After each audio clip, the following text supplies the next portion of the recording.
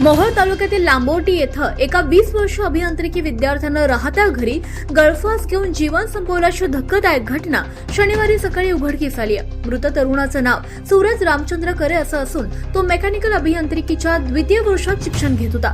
परीक्षा संपल्यानंतर काही दिवसांपूर्वी तो गावी आला होता। शनिवारी सकाळी बराच वेळ खोलीचा दरवाजा बंद असल्यानं कुटुंबियांनी दरवाजा उघडून पाहिलं असता सूरजनं घरातील लोखंडी हुकाला दोरीच्या सहाय्यानं गळफास घेतल्याचं आढळून आलं। त्याला तातडीनं मोहोळ ग्रामीण रुग्णालयात दाखल करण्यात आलं, मात्र वैद्यकीय अधिकाऱ्यांनी त्याला मृत घोषित केलं। या प्रकरणी मोहोळ पोलीस ठाण्यात अकस्मात मृत्यूची नोंद करण्यात आली असून आत्महत्येचं नेमकं कारण अद्यापही स्पष्ट नाहीये। पोलीस याबाबत पुढील तपास करतात। अशाच महत्त्वाच्या आणि विश्वासार्ह बातम्यांसाठी आमच्या जनसबूत न्यूज चॅनलच्या सर्व प्लॅटफॉर्मला सबस्क्राईब करा, फॉलो करा।